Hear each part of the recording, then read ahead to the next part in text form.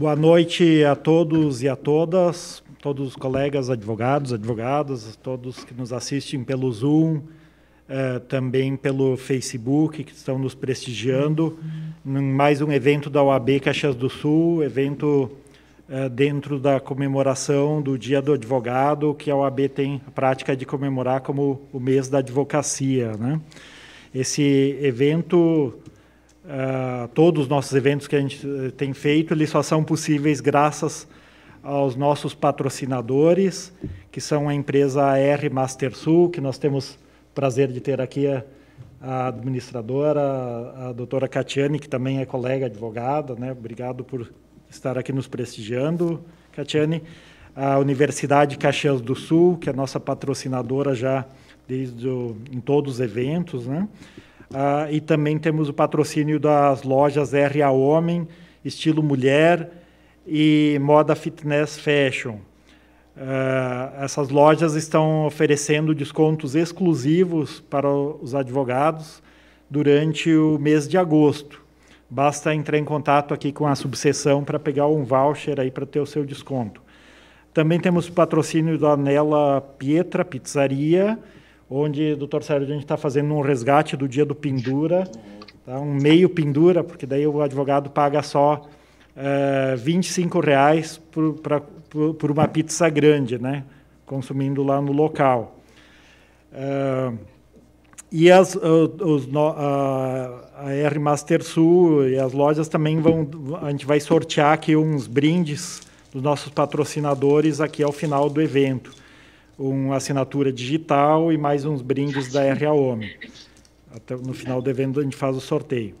Bom, hoje, dentro dessa programação do mês do advogado, a gente tem um evento aqui que é da Comissão de Direito Ambiental, no qual tenho o prazer aqui também de receber a doutora Sheila Tomasi, que é a coordenadora da... Sheila Pegoraro, desculpa, perdão.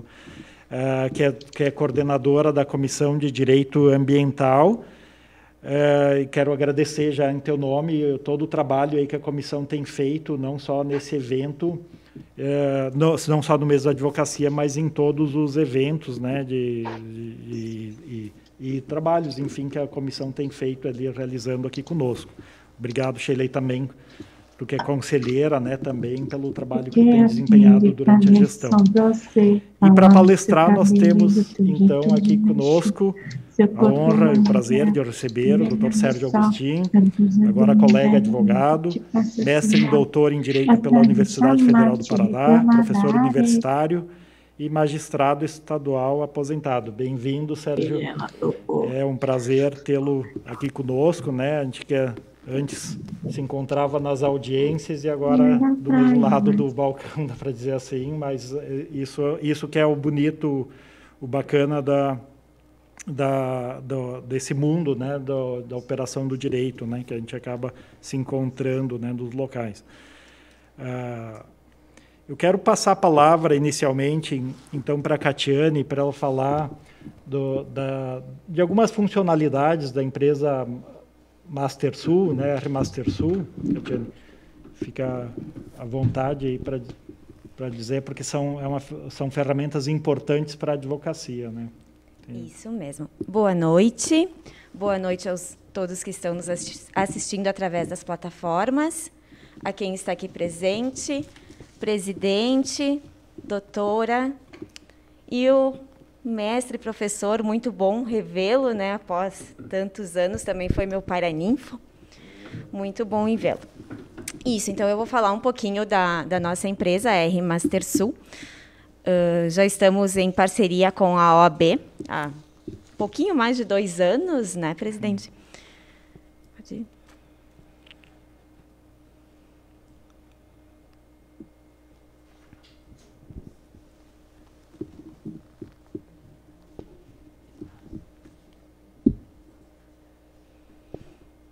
Bom, enquanto eles localizam os slides, eu vou falando um pouquinho da empresa. A nossa empresa, então, está com 8 anos no mercado.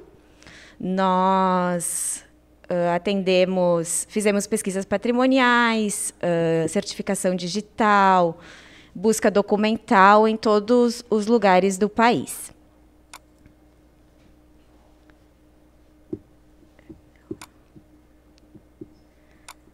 Nós iniciamos, então, em 2013, aqui em Caxias do Sul. Hoje, em uma sede pequenininha, né? Hoje estamos numa sede maior. E...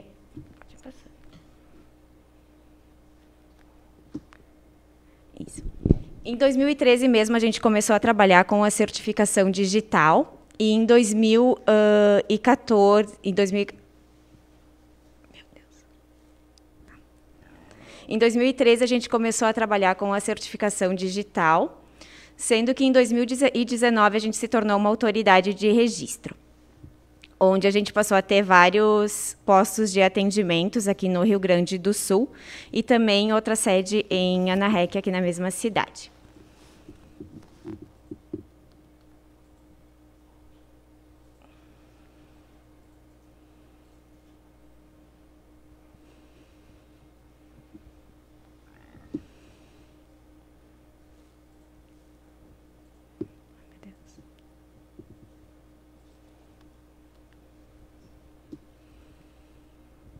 Isso, a história.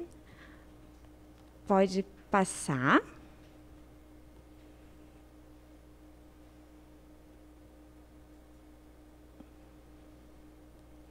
Aí mostra um pouquinho da nossa estrutura, então.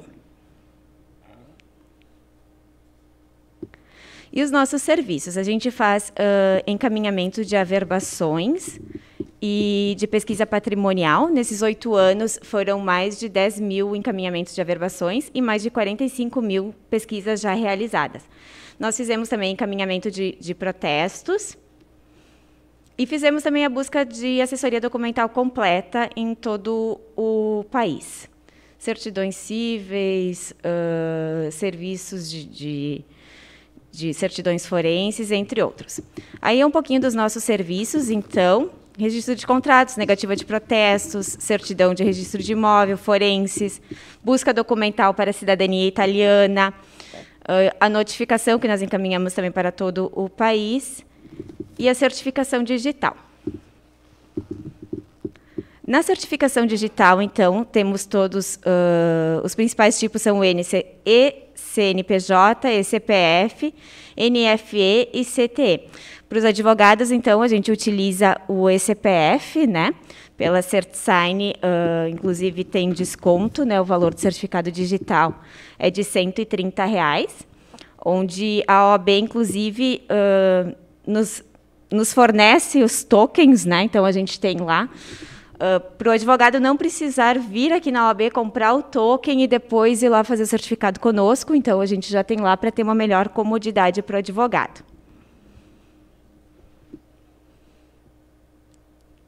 Pela CertSign também tem o portal de assinaturas, onde os advogados têm direito a 200 assinaturas mensais gratuitas. Os nossos postos de atendimento, então, de certificação digital, é aqui no centro, em Caxias do Sul, do lado da Caixa Econômica Federal, na Avenida Júlio de Castilhos. Temos postos em Anarrec, Santa Maria, Nonoai, Porto Alegre e Santana do Livramento. Então, os diferenciais, né, da nossa empresa é uma equipe qualificada e treinada, flexibilidade de horário para atendimento, somos referências em confidencialidade nos negócios, as buscas documentais são realizadas de forma célere e um atendimento humanizado e personalizado. As vantagens dos nossos clientes, então, é a obtenção dos documentos em qualquer lugar do país, comodidade. Os pedidos podem ser enviados por e-mail, através do telefone, WhatsApp, Instagram, enfim, por onde o advogado achar mais fácil para solicitar. E o pagamento para o advogado dos serviços realizados é feito somente na entrega, para que ele possa solicitar o reembolso do cliente. Quando as demandas são maiores, esse pagamento pode ser de forma mensal ou a cada 15 dias, como ficar melhor.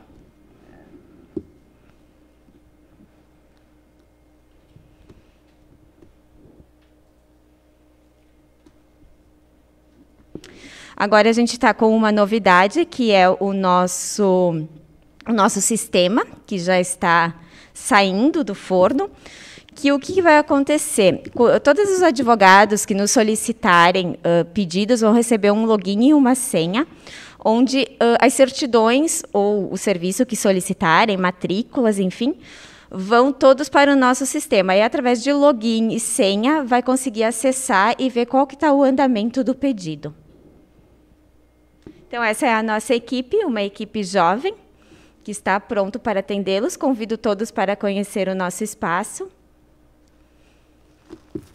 E desejo um bom evento para todos. E muito obrigada pelo espaço, presidente. Eu que agradeço, Kátia. Muito obrigado aí mais uma vez pelo patrocínio, pelo apoio que vocês têm nos dado. Gostaria de passar a palavra, então, agora para a coordenadora da comissão, a doutora Sheila Pegoraro. Por gentileza. Boa noite. Pega o microfone. Boa noite a todos, boa noite aos presentes, boa noite aos que estão nos assistindo. Em nome da Comissão de Direito Ambiental, gostaria de dar as boas-vindas para o nosso palestrante hoje, Dr. Sérgio Augustin. Agradecer já de antemão essa oportunidade e esse compartilhamento dos conhecimentos. Tenho certeza que vai ser uma noite muito proveitosa para todos, né?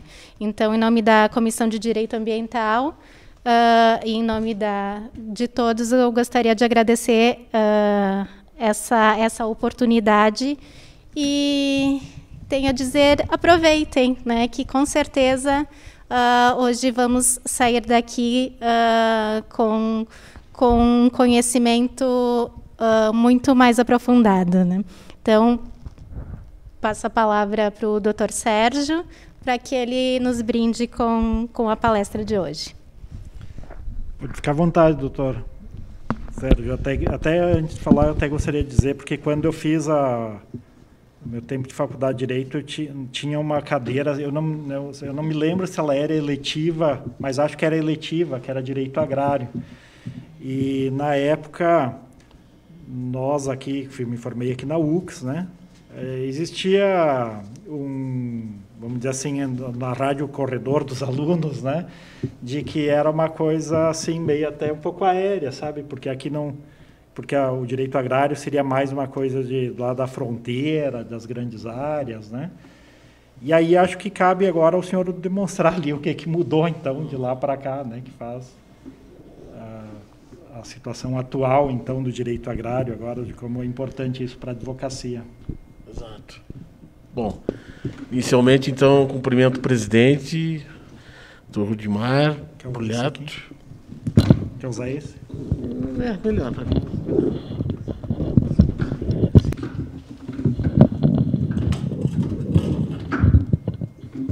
Esse aqui. Acho que não tem. Aqui deu, acho que deu, né? Bom, inicialmente, então, lhe cumprimento.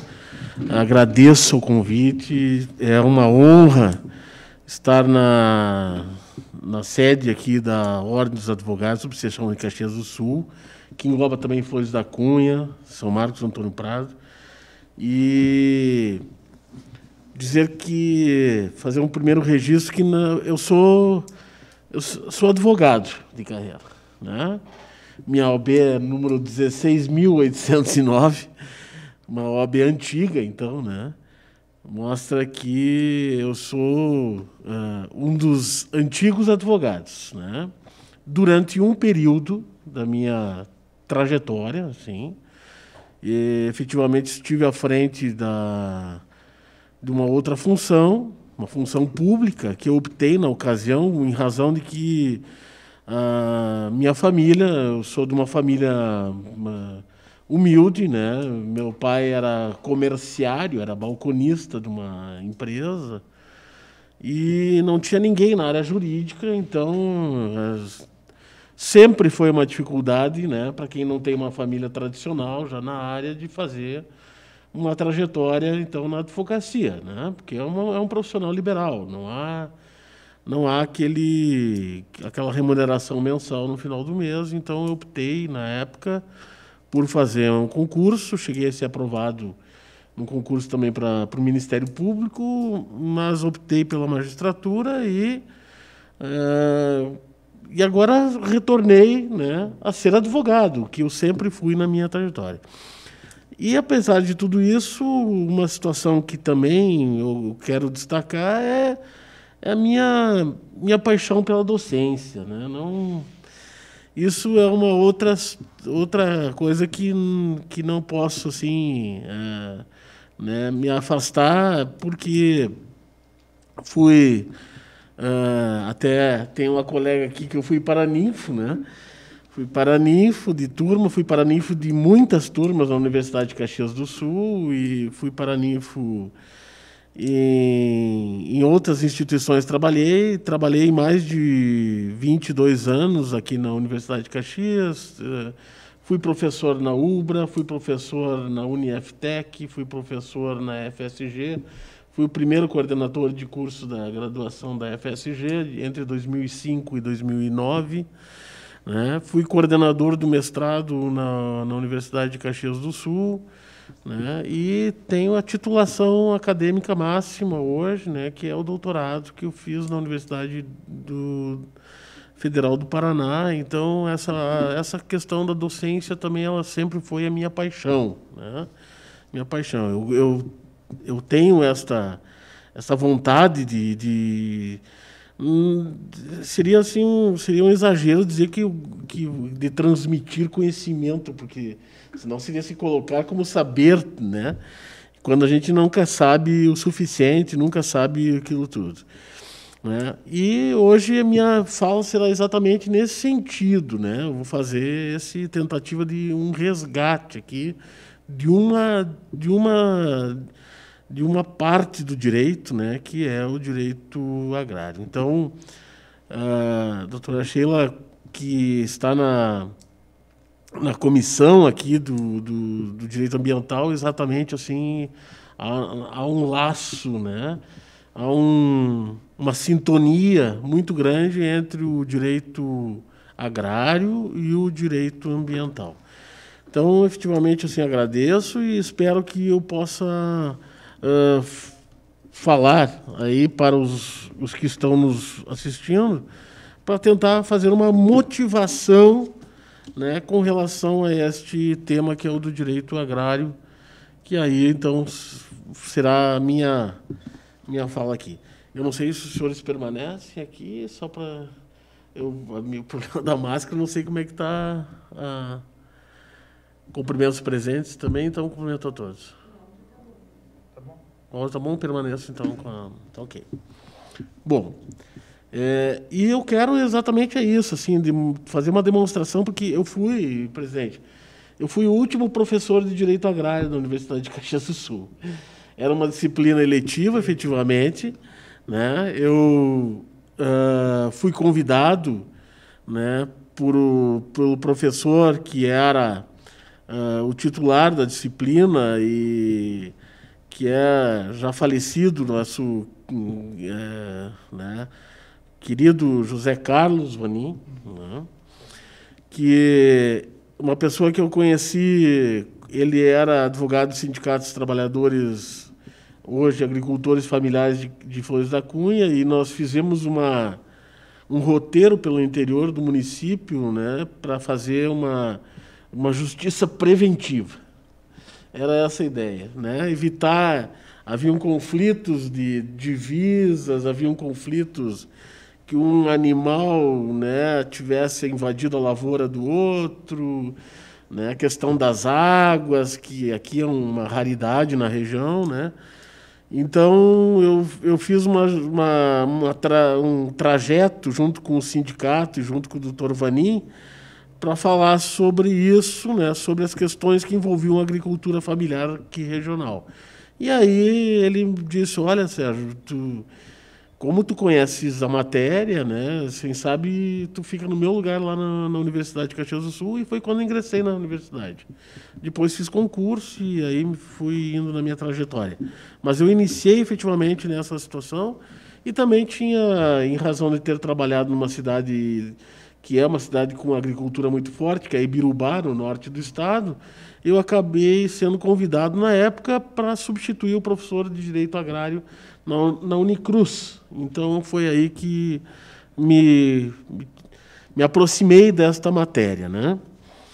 E eu defendo hoje o direito agrário e quero a minha função aqui, já que nós estamos comemorando, né, o mês do advogado, em agosto, né, que temos o dia 11 de agosto aqui, que é a instituição dos cursos jurídicos no Brasil, eu quero tentar fazer com que aqueles que estão assistindo, né, possam voltar a pensar em estudar direito agrário.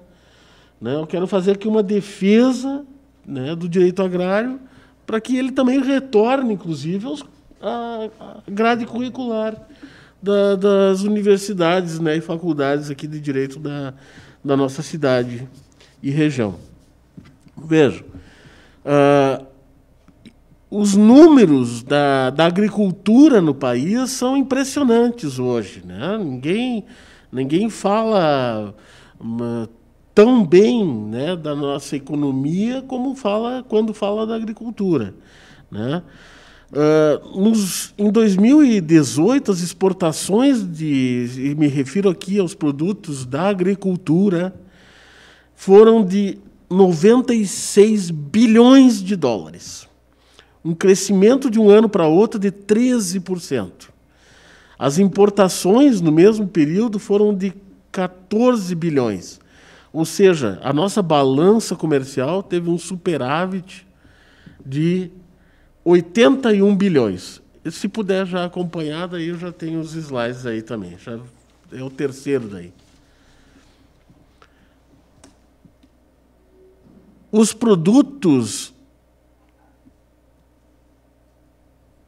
agrícolas, eles representaram, nesse período, 44% das exportações brasileiras. Então, sem as exportações agrícolas, nós teríamos um déficit de 15 bilhões. À frente, por favor, então. Mais uma. Veja, então. Porém, tudo bem, Rafael? Porém, a geração de renda não é somente pelas exportações, quando a gente se refere à questão da agricultura. No mercado interno, também uma renda gerada pela agricultura, com a transformação, então, de sementes, fertilizantes, defensivos em trabalho em produtos finais, é uma renda expressiva. De acordo com o Ministério da Agricultura, o valor bruto de produção, VBP, que é um índice, então, deve apurar mais de 540 bilhões na agricultura ano, né? E crescente esse valor ano a ano. A produção atual é de mais de 250 milhões de toneladas de grãos que são produzidos no país. Então, se somarmos carnes, frutas, sucos, café, biocombustível, bioeletricidade, ou seja, outros produtos que possam ser da agricultura, nós estamos fazendo uma geração de renda, e essa geração de renda, então, é fruto de um grande conjunto de fatores, como, por exemplo, a produtividade do trabalho. A cadeia produtiva, né, que envolve a questão agrária, então, é longa e deve representar hoje aproximadamente 25% do nosso PIB. Apenas mais alguns índices assim, para vocês verem a importância da agricultura. No ano de 2013, a indústria cresceu 1,3%, os serviços 2%, a agropecuária expandiu-se 7%. Mais ainda, os segmentos industriais que ligam ao agro foram os que melhor desempenho, então, mostraram, né? Como, por exemplo, os implementos agrícolas, também caminhões, tratores, fertilizantes defensivos, produtos veterinários, tudo isso foi da indústria, mas com a vinculação com a agricultura acabaram fazendo com que tivessem expressiva importância. Contrapor, então, a agricultura à indústria, esse é um primeiro dado assim, que eu quero ressaltar, né, é um conceito extremamente superado. Boa parte desse último setor, como a indústria, por exemplo, né, em conjunto com a produção agrícola, demonstra, então, uma força, um dinamismo, né, um avanço tecnológico e compõe o que se chama, então, hoje, dentro da estrutura econômica do Brasil, o agronegócio. Né? Nós temos vários exemplos aí que poderiam ser dados e logo vou adentrar em alguns. Então, o futuro do setor aqui, a primeira pergunta, ainda só falando em termos gerais da agricultura.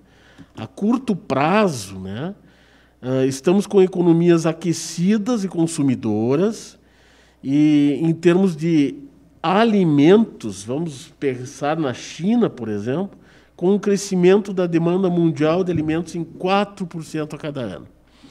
A China hoje é a maior compradora de grãos, né? Ela irá, em sequência, fazer a aquisição de proteína animal, né? E o Brasil é um dos grandes fornecedores. E a terceira meta da China é a aquisição, então, de frutas. Então, nós temos um mercado em expansão e presente aí a cada ano aumentando. A longo prazo, as perspectivas são ainda melhores, né? Pois a população vai continuar crescendo e necessita dos produtos agrários, e nós somos produtores de comida. A Fiesp ela chegou a fazer uma publicação sobre a projeção do agronegócio brasileiro para 2027, dizendo que esse estudo tinha 10 anos, teríamos um aumento de 27% da soja produzida, ou seja, mais 144 milhões de toneladas. No milho teremos um aumento de 20% total produzido, ou seja, 110 milhões. E aí, então, por que acontece esse evento, né, produtivo aí no Brasil? Por que o Brasil se destaca nessa situação toda? Primeiro, pela farta, né, mas não ilimitada disponibilidade de áreas de terra, de sol e água. No caso da terra, a disponibilidade de áreas é tal que a agricultura poderá crescer muito sem depender da tradicional derrubada de floresta nativa, apenas utilizando as chamadas áreas degradadas de pasto, e permite, então, a extensão da agricultura para patamares jamais vistos nesse país. Eu quero registrar que não defendo, hipótese alguma, a queima da floresta e a utilização de pastagens daí nesses locais, né? Nós estamos falando de áreas que hoje estão abandonadas, subutilizadas e podem ser utilizadas para a agricultura. A chave do sucesso, então, como reconhecido, veio do desenvolvimento de um sistema de pesquisa, né? A Embrapa tem um papel fundamental, inclusive o fundador da Embrapa, agora ex-ministro Alisson Paulinelli, está sendo indicado, né, para um prêmio Nobel, inclusive, por ter uma forte interação, então, esta agricultura entre o setor público e o setor produtivo, né? E também as soluções tecnológicas adaptadas. A agricultura hoje, as agrotechs, elas estão em expansão como ninguém viu ainda nesse país.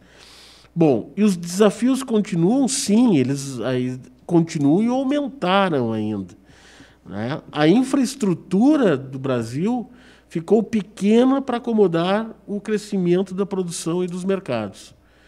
Individualmente, o maior problema do setor ainda são os gastos com armazenagem, transporte, porto, e já limitam a expansão da área plantada. Nós não temos a infraestrutura necessária para até escoar a nossa produção.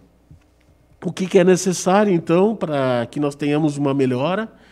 Ações que podem ser tanto do setor público como do privado, geração de renda no campo, vai contribuir também para a arrecadação pública, né? Isso são situações que devem existir. O setor público poderá contribuir com a facilitação dos processos de licenças e autorizações das atividades agrícolas, o que hoje quem está militando no direito ambiental sabe da dificuldade. Reduzir o problema previdenciário também, porque atinge a população rural. Aumentar a agilidade e eficiência do judiciário, né? E aqui vou fazer um registro de opinião minha, né, pessoal, né, que, infelizmente, né, está toda a classe dos advogados está sofrendo efetivamente com a qualidade do serviço do judiciário hoje, especialmente o judiciário estadual, qualidade do serviço tanto para a comunidade em geral como para a classe dos advogados, né? Nós estamos com processos lentos, estamos com processos que não dão atendimento aos anseios da população. O bem da vida para aquela pessoa, que pode ser a simples casa modesta que ele tenha, muitas vezes o emprego, né? Ele não está sendo atingido, não está sendo atendido pelo Poder Judiciário, que infelizmente está fazendo com que nós tenhamos, né, uma crise, né, uma crise na sociedade, quando nós estamos pensando em demandas que estão sendo levadas até o judiciário, né? Eu teria assim inúmeros exemplos para fazer, né?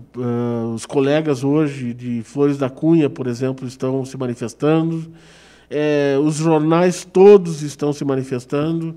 O presidente deve ouvir aqui muitos colegas fazendo manifestações, né, sobre a pequena eficiência e a falta de agilidade, né, ou seja, a morosidade do judiciário, né?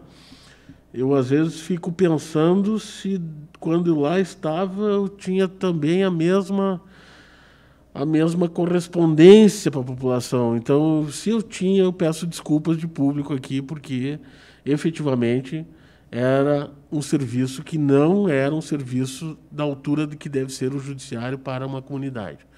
Quando a pessoa vai até o judiciário, ela tem uma expectativa, e se ela é frustrada, ela sofre, né? E esse sofrimento tem levado, assim, inclusive eu registro aqui, porque é público, né, presidente, que até colegas têm praticado suicídio em razão, né, de não ter condições de se manter diante da demora na tramitação processual, na qualidade que está sendo prestado o serviço do judiciário, né?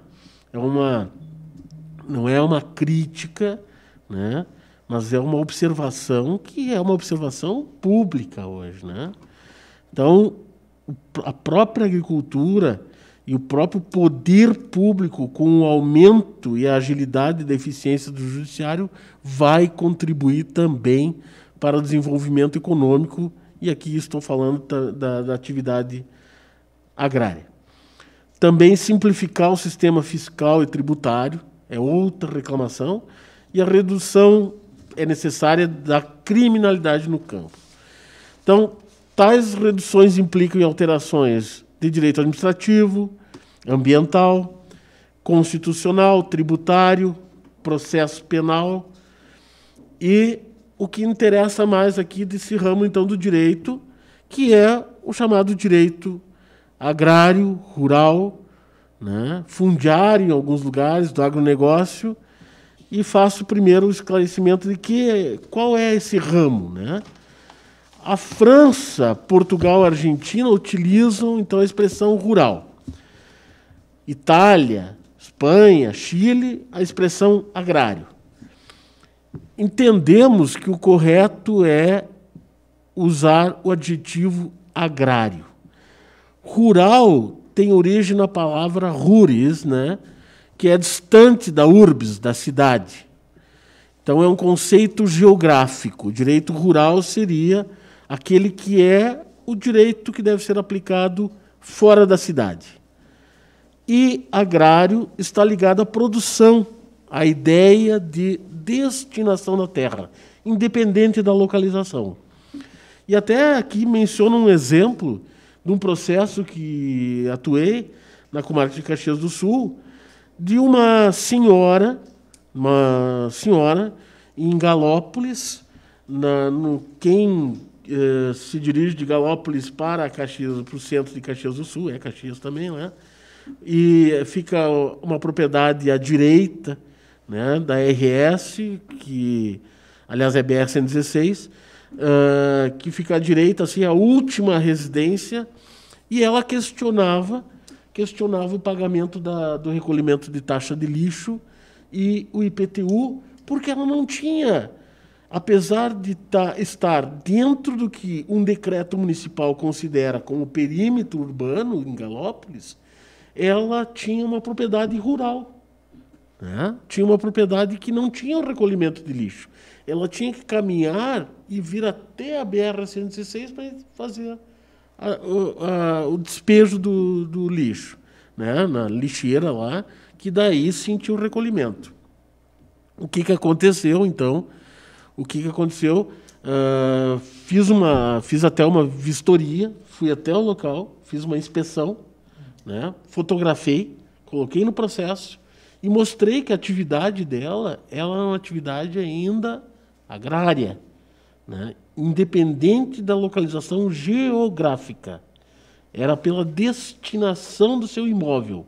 Ela não poderia pagar uma taxa de lixo que não tinha o recolhimento, né? E o tribunal confirmou depois a sentença e ela deixou de fazer esse pagamento, que era um injusto, porque ela não tinha o serviço e era cobrado o serviço. Então, o direito agrário assim, tem uma natureza mista, né? Se nós vamos fazer aquela antiga classificação de direito público ou privado, é uma miscigenação de normas públicas e privadas, né? E aí nós temos vários exemplos também.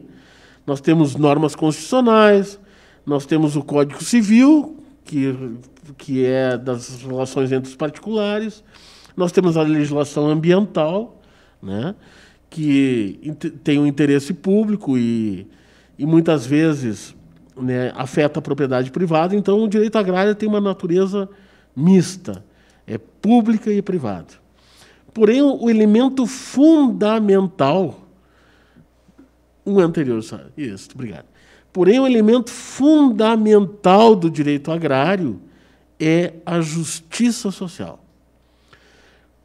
No direito agrário, o interesse de todos prevalece ao individual. Então, isso que é fundamental. O que o direito agrário é para toda a comunidade? É um direito que tem a busca da justiça social. E temos muitos exemplos, então, podemos aí avançar, temos muitos exemplos para fazer isso. Primeiro, até dentro da regra dos princípios, sistema, né? Qual é o princípio geral, então, do direito ambiental? É a função social da propriedade, que está lá na Constituição Federal. É o aproveitamento racional da propriedade, né? Ninguém pode usar uma propriedade por interesse preponderante particular em detrimento do público. é para produzir alimentos, é comida, é necessário, a questão da água e assim por diante.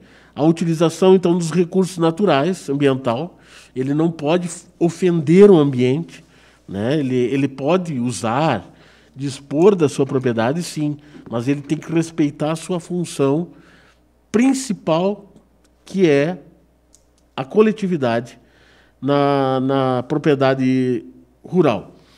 E o respeito às relações de trabalho, né? Ele não pode utilizar aquela propriedade com trabalho escravo, trabalho infantil, né? Isso pode gerar, então, a desapropriação desta propriedade se ele ofender esse princípio da função social da propriedade. Existem outros princípios também aplicáveis, né? Que isso é o princípio da dimensão familiar, a área mínima do imóvel, né? Respeitar a sobrevivência da família no campo, o princípio do rigor para a propriedade improdutiva, quer dizer, ela vai sofrer, inclusive, da desapropriação, e o princípio da proteção à pequena propriedade, né? E isso tem vários aspectos aí, que ela tem isenção de impostos e a pequena propriedade deve ser privilegiada. Bom, os desafios atuais, então, diante desse quadro todo, e eu ressalto a pujança econômica, então, da agricultura, né? Pois esta agricultura sofre aí uma alteração, né, com uma velocidade incrível nos últimos tempos, e essa importância econômica, então, da agricultura para o nosso país tem reflexos, né? Tem reflexos não só nas regiões agrícolas, mas também industriais. Hoje nós temos aqui a Randon, Guerra, que vão produzir especialmente para a área agrícola, né? Hoje estão abandonando os granileiros, né? E estão produzindo que possam fazer descarregamento em portos, né?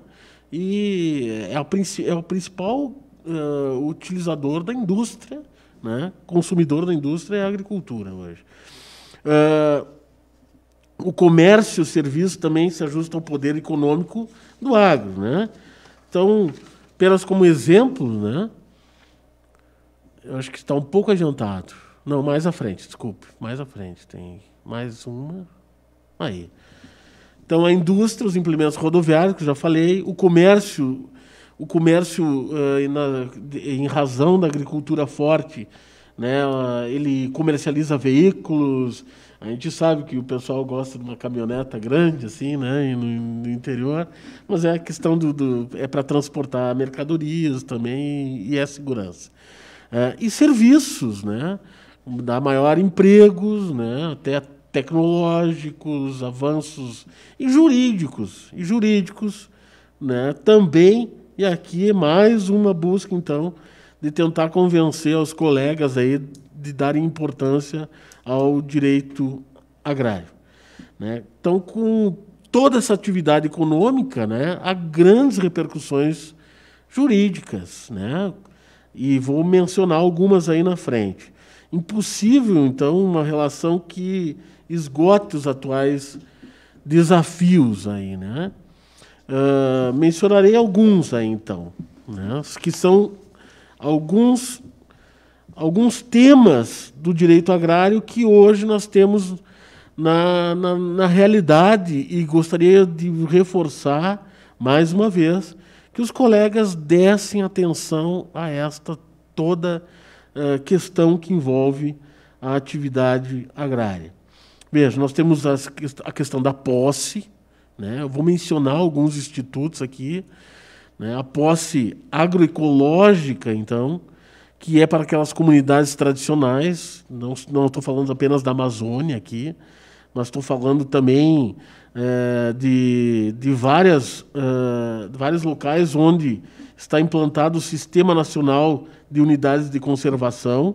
Há uma lei do ano 2000, Lei 9.985, que criou esse sistema e ela protege as unidades de conservação com seus povos tradicionais, com as comunidades tradicionais, que podem explorar mas mantém também aquela situação, né? E aí a lei não conseguiu abarcar todos, porque nós temos, inclusive, marisqueiros, que são comunidades que vivem na exploração, né, de um produto natural ali, e não está abarcado nessa lei, mas nós temos vários aí, seringueiros e outras comunidades tradicionais que vivem em unidades de conservação.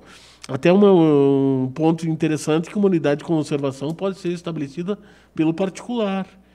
Alguém que pode ser proprietário de uma área e ele ingressa com aquela área no sistema nacional, porque ele vai destinar aquela área a ser uma unidade de conservação, porque ele gosta da vegetação, dos animais que lá vivem, ele quer conservar, né? E então são aqueles santuários, né, particulares. As posses étnicas, né? Posse indígena, o indígena não tem direito à propriedade.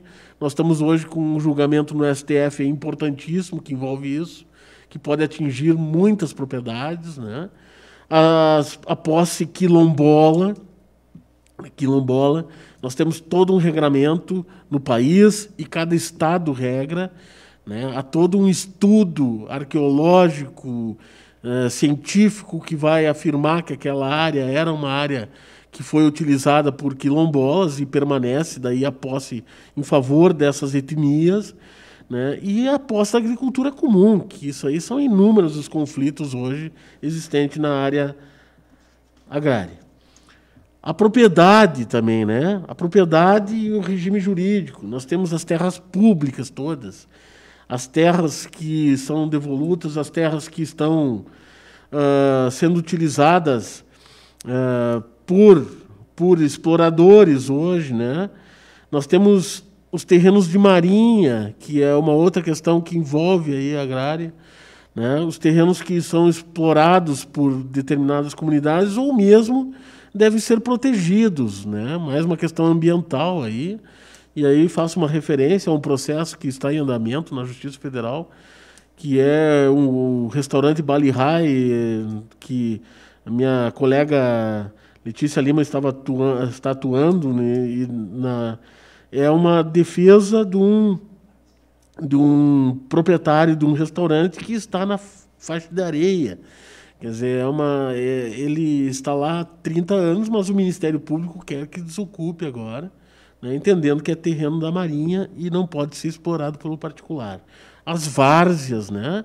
As várzeas, que são aqueles locais onde sazonalmente existem alagamentos, né? Isso são propriedades rurais que têm um regime diferenciado, né? O acesso à propriedade rural, nós temos a questão da regularização da posse, nós temos o usucapião agrário, né? Nós temos modificações importantes nas últimas legislações, quando há uma redução do tempo de utilização. Nós temos a questão do usucapião, que é extrajudicial, que demanda aí muitos serviços, né, de escritura, de documentos. E nós temos colonizações e assentamentos, né, que é acesso à propriedade rural. Colonização que foi abandonado por esse país desde a década de 90 do século passado, né, mas os assentamentos ainda existem, né? A colonização poderia ser a formação de uma comunidade, né, uma cooperativa, por exemplo, para explorar uma determinada área no sistema de cooperativa, né, um sistema social. E a questão dos assentamentos, que aí sim a reforma agrária ainda utiliza de colocar o homem no campo, né, para fazer a produção. Nós temos limitações ambientais, né, ainda dentro do direito agrário também.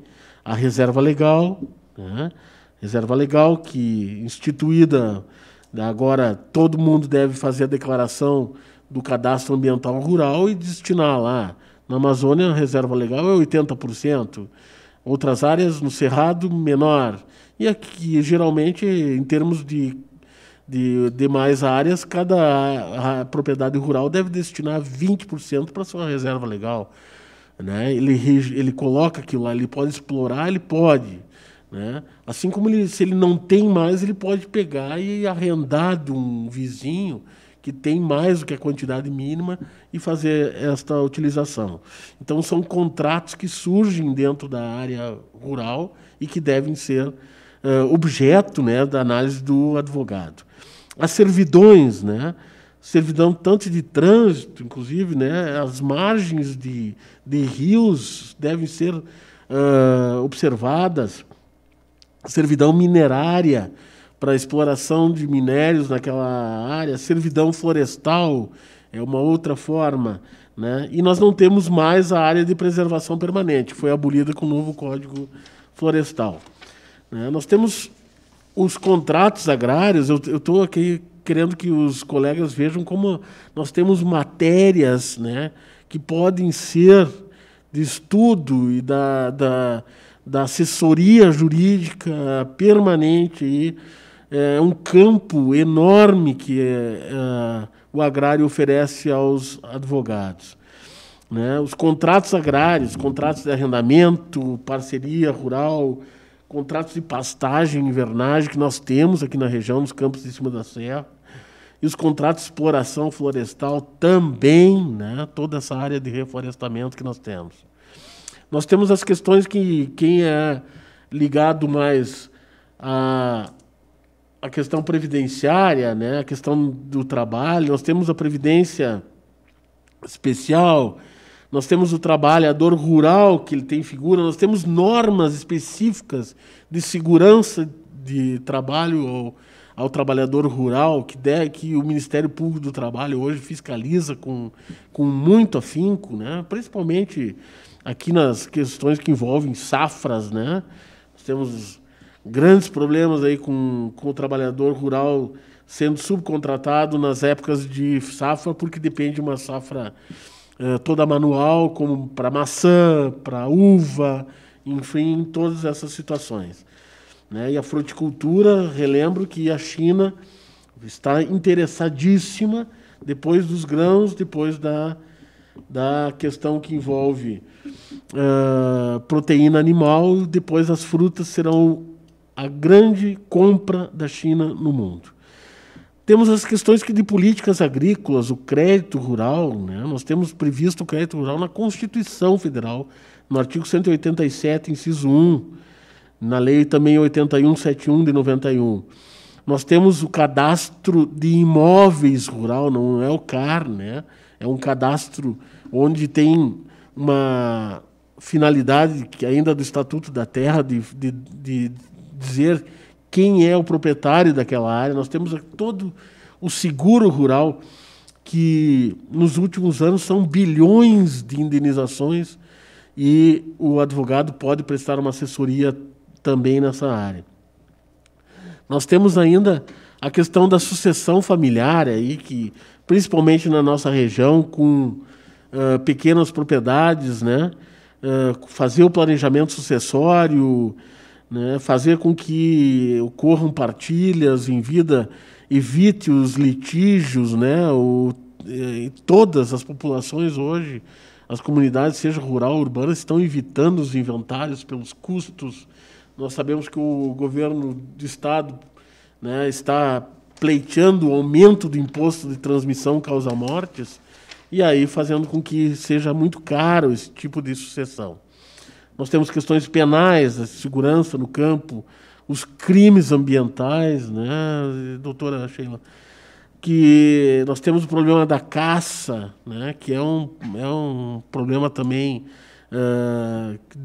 principalmente do gaúcho, que é um grande incentivador da caça, né?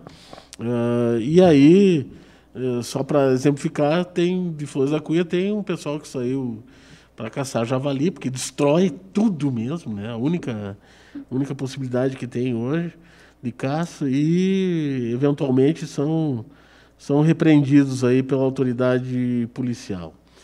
Depois nós temos as questões tributárias também, impostos, o fato gerador, que é a propriedade, a posse, né? O ITR não é só para o proprietário, todo aquele que tem o domínio, segundo o Código Tributário Nacional, o artigo 19, sobre aquela fonte. Né? O ITR, então, ele tem duas finalidades. Ele tem o cadastro, de saber quem é o proprietário, efetivamente, mas também tem uma finalidade extrafiscal, não deixar de ter produtividade à área. Né? Ele penaliza aquele que deixa a terra abandonada. Né? A base de cálculo, então, é conforme o artigo 30 do Código Tributário Nacional, que é o valor fundiário, né? O valor da terra nua tributável, então.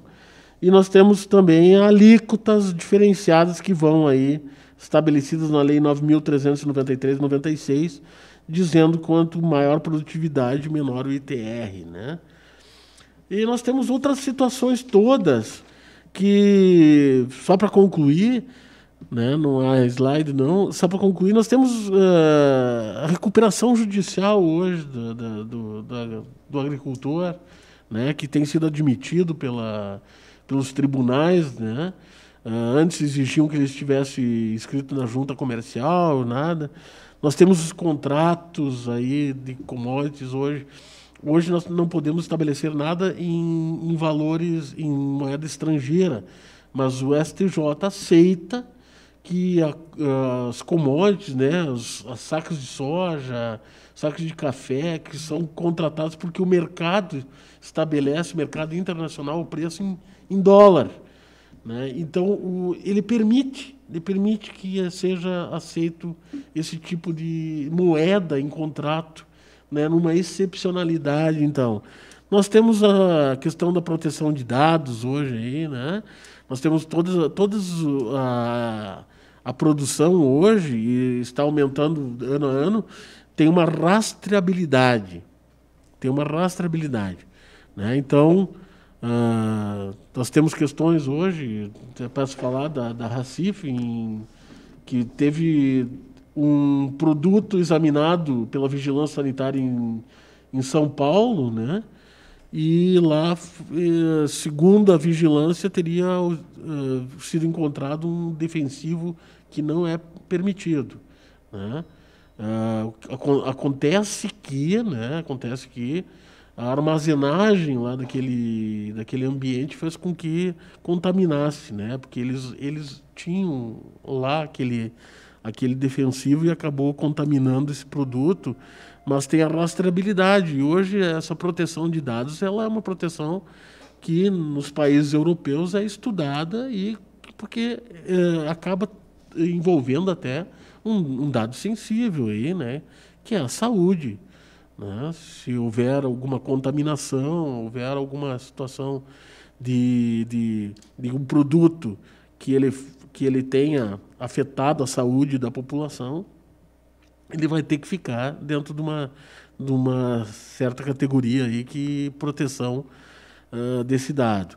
Né? E a rastreabilidade hoje dos produtos aqui, o tomate, ele sai da produção aqui de Flores da Cunha, vou dizer assim, porque eu estive lá e vi, rastreabilidade dele vai até São Paulo, Rio de Janeiro, onde ele é consumido.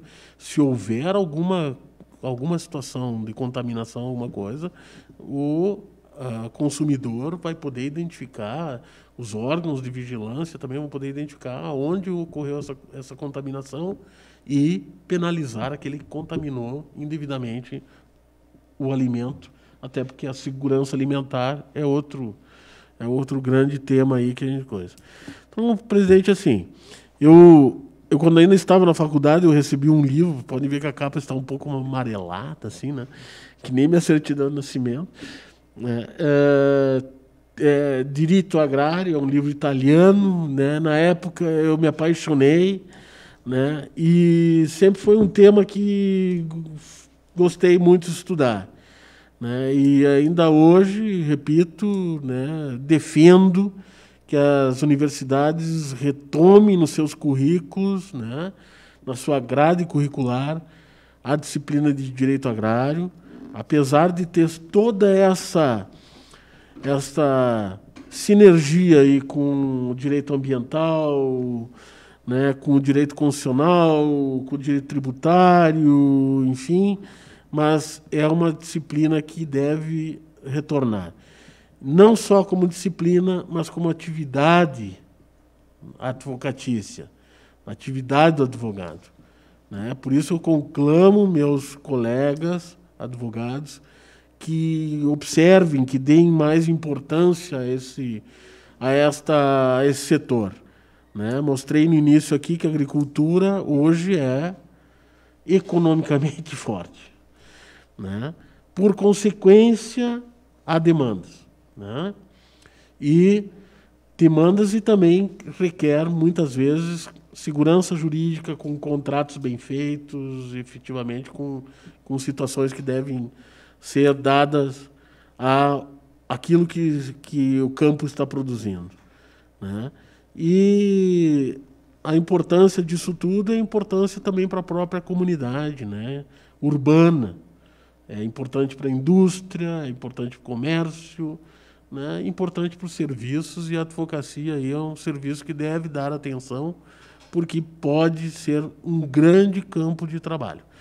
Então, essa é a minha mensagem aqui, presidente, nesse mês, né, que se comemora a advocacia, o ensino jurídico. Esta é a minha mensagem para que os colegas, né, se voltem um pouquinho para esses temas, né, de direito agrário, porque são de suma importância na comunidade hoje, e também um grande campo de trabalho, né, um grande campo de trabalho para que nossa atividade, né, nossa atividade jurídica possa não só ter como campo de trabalho, mas também para dar maior segurança, importância, né, para essas pessoas que sabem fazer muito bem o seu papel hoje, né, e nós sempre temos essa expressão da porteira para dentro, né? Mas quando começam as questões de contratos internacionais, de segurança jurídica nas operações, né, que pode levar à falência, se for mal conduzido um contrato, né? Então, acho que é nosso papel, né, como a propriedade rural tem como a função social como preponderante, né, a nossa atividade também, né, tem essa função de atender esta importante parcela, né, de trabalhadores que estão na agricultura. O direito agrário, então, merece atenção, sem dúvida nenhuma, na minha opinião, da nossa atividade como advogados e também dos demais profissionais aí que podem ter alguma relação, como contábeis, etc. Era essa minha humilde aí contribuição, presidente, estou à disposição, então, para sei como é que agora, se nós já encerramos e vamos embora, ou... mas estou à disposição para qualquer coisa, né, Rafael? Não, essa pergunta não é difícil, né? Por favor. Não vou fazer perguntas, eu só vou agradecer a exposição, né? Eu prestei bastante atenção e vi que todos esses dados, essas observações, assim, são bastante importantes e eu diria até impactantes. Algumas informações que fogem um pouco daquele dia a dia que a gente conhece sobre o agro, né? E então foram bastante informações que eu diria impactantes, né? E nos fazem ver essa parte do direito agrário sob outro viés, né? E, sem dúvida, a gente viu também que não só no direito ambiental, o direito agrário ele transpassa várias áreas do direito, e isso foi muito valioso também, chamar atenção para isso. Então, queria agradecer também nesse sentido a exposição, e eu compartilho da ideia que é uma disciplina que tem que voltar para os bancos das faculdades e merece mais atenção, porque é um campo fértil, é um campo forte, que talvez nós estejamos menosprezando, não dando o devido valor, não menosprezando, mas não dando o devido valor, e realmente é uma área que vem em expansão, vem crescendo e que merece, sim, toda a atenção. Então, excelente as colocações, só queria agradecer. Excepcional, sabe? Se eu fosse reitor da universidade, já estava contratado, porque realmente a gente faz uma análise às vezes um pouco estreita, né, da área. Inclusive eu estava hoje de tarde, antes de vir para cá, pensando, né, sobre o direito agrário mesmo, e eu fazia, embora não tive muito tempo também para preparar, mas fazia rodeios e acabava nos contratos de arrendamento. Né? Daí não, mas o que vai ser falado? Pensava tal, mas contrato de arrendamento. Mas você vê que é muito mais amplo, né? Mas, doutor Sérgio, eu gostaria de saber assim, como que o senhor vê hoje as cooperativas, que elas antigamente elas foram, talvez até acho que o maior, vamos dizer assim, elemento econômico do crescimento dessas cidades aqui, principalmente aqui do sul, né? E depois teve umas fases aí de falência e de desacreditação, e agora parece que estão se fortalecendo de novo através das cooperativas de crédito, enfim, né? Como que o senhor vê isso? Eu tenho uma posição bem clara a respeito dessa situação de cooperativa, né? O cooperativismo, enquanto, né, uma filosofia, né, de atividade e tal, o cooperativismo, eu acho isso é fundamental, né? Fundamental mesmo. O cooperativismo é ajuda mútua, né? Eu, tu e ele fazermos em conjunto, né, unirmos forças, né, para que nós tenhamos, né, uma melhor qualidade, né, de produção, de comercialização, então tal. E nós estamos aqui muito próximos do berço do cooperativismo no Brasil, né, que é Nova Petrópolis, né, e com ideias que vieram com religiosos, né, e lá eu diria assim que seria aquela cooperativa na sua essência mesmo, com as finalidades corretas. Porém, né? Porém, sempre tem um porém, né? Um mas, né? Porém, no Brasil, o que isso... E eu li assim um livro, acho que foi em 1994, tá, se não me engano. Porque eu sei onde é que eu estava, então eu fiquei de 90 a 96 numa cidade, eu sei. E foi nesse período. Eu recebi um livro de uma pessoa e li aquele livro que se chama Cooperativismo e Capitalismo no Brasil. Né? As cooperativas, principalmente as cooperativas agrícolas, né? Elas se tornaram, sim, grandes empresas, né? E que dominam determinadas áreas de atividade econômica naquela região e não contribuem muito efetivamente com seus propósitos de cooperativa, né? Se nós formos assim, vamos pegar a cidade que eu trabalhei mesmo, em Ibirubá, no norte do estado, a Cotribá, hoje, que tem assim investimento de milhões, né? Ela é proprietária do supermercado da cidade, do posto de gasolina da cidade, sim, da maior frota de veículos de transporte da cidade, né? Ela tem... e ela não é só para o cooperativado. Ela está lá estabelecida com o supermercado que atende toda a comunidade. É o maior mercado. Os outros não conseguem nem crescer, né? Então, é um desvirtuamento aí da cooperativa no Brasil, que virou extremamente uma empresa capitalista. E não é para ser uma cooperativa, não é para ser uma empresa capitalista, né?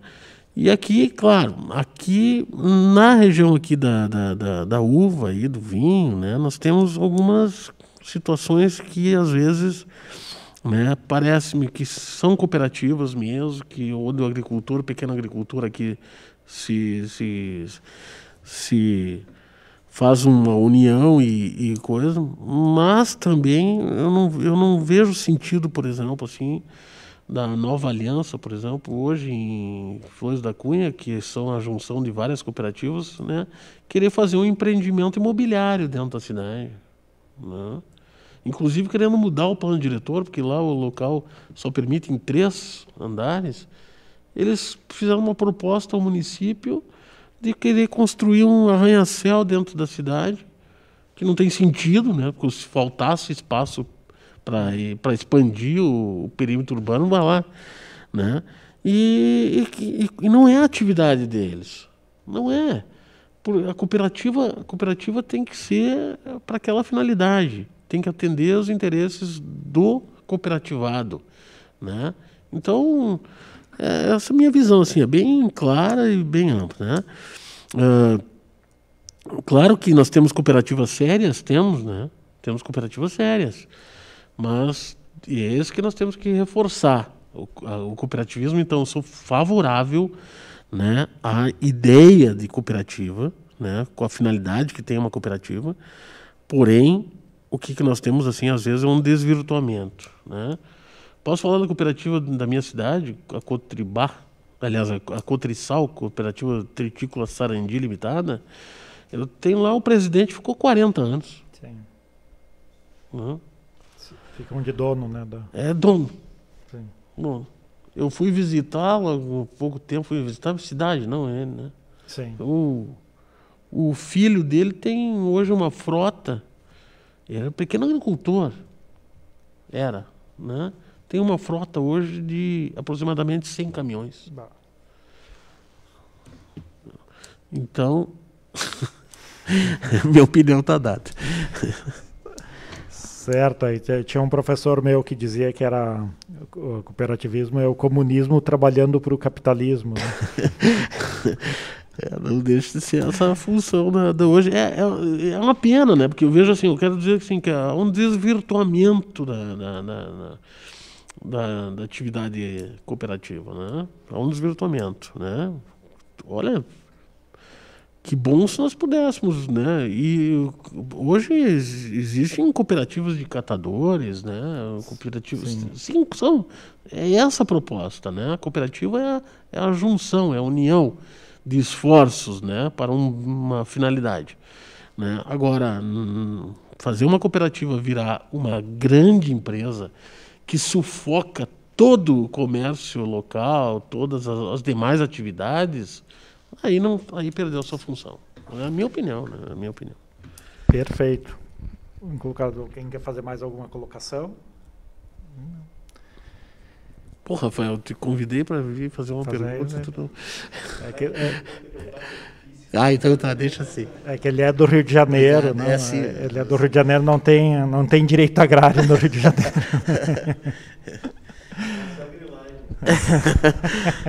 Mas a gente, assim, só para ver assim, a região aqui, presidente, né? A região aqui, que é uma grande produtora de hortifruti granjeiros, né? Sim. Diariamente, mais de 100 caminhões descem para Ceasa, Porto Alegre, levar alimentos. Né? Ela abastece os grandes centros aqui de hortifruti granjeiros. Então, lá também no Rio de Janeiro deve ter um pepino nosso, uma salada. Perfeito, muito obrigado, doutor Sérgio. Quero, antes de a gente partir aqui até para o sorteio, para as considerações finais, quero só fazer um registro também na questão que o senhor falaste ali em relação ao judiciário estadual. Realmente, a gente tem passado por uma situação bastante difícil, que se agravou muito nos últimos anos, e não é só a pandemia, na verdade, né? A pandemia só veio revelar todas as mazelas que já estavam acontecendo, que não é culpa de uma pessoa ou duas e tal, mas é todo um sistema que acabou ficando um tanto arcaico, né? Notadamente da Justiça Estadual. Nós temos agora, principalmente ali em Flores da Cunha, né, a gente tem esse problema Inclusive, eu estava falando com a nossa delegada da OAB lá de Flores da Cunha, a Vivi, estava falando que desde que o senhor saiu de lá, de Flores da Cunha, tem sido um problema, sabe? Então, assim, faz quanto tempo que o senhor saiu de lá? Mais de 10 anos, né? Sim, 20 anos. 20, né? 20 anos. Pois é. E aí veio... Bom, não, depois teve a doutora... Cidália, lá. A Cidália ficou assim 2 meses, veio para Caxias. Não, mas teve outra que ficou mais... Teve uma que está morando aqui em Caxias agora, eu também não recordo, mas ficou mais tempo, um pouco. Acho que depois dela, daí também, assim, que daí começou ali um problema em cima do outro e não fica. E agora estamos lá desde janeiro, que sem juiz titular. Nós estamos programando aí até uma audiência pública, já noticio aqui, convido todos a participar. Ali a gente deve fazer aí pelo dia 20, depois do dia 20 de setembro, uma audiência pública para denunciar isso para a sociedade, né? Porque eu até digo que os advogados, o cidadão, né, aliás, de Flores da Cunha, deve pagar custas menores do que nós pagamos aqui, né? Porque não tem sentido, né? Tá numa situação dessa. E fica mais complicado quando se vê que o tribunal tem criado novas varas, novos juizados em outros locais, que são importantes, são necessários, mas se tu não tem nem o primeiro juizado funcionando, fica difícil tu fazer o segundo juizado em outros locais, né? Portanto, quero dizer que é uma preocupação forte que a OAB tem em cima disso, e não é só uma realidade daqui, né? A gente faz parte aí do grupo de todos os presidentes do Estado e tem se visto aí, especialmente, até vai bastante aí com o que foi falado hoje aqui, porque principalmente dos interiores tem sido o problema maior, né? Aquela questão um pouco de política, onde é mais visível as coisas vão ajeitando, né? E onde as comunidades menores, né? Então deixa em segundo plano tal, e vai ficando. Bom, eu quero fazer o sorteio aqui dos nossos brindes dos patrocinadores.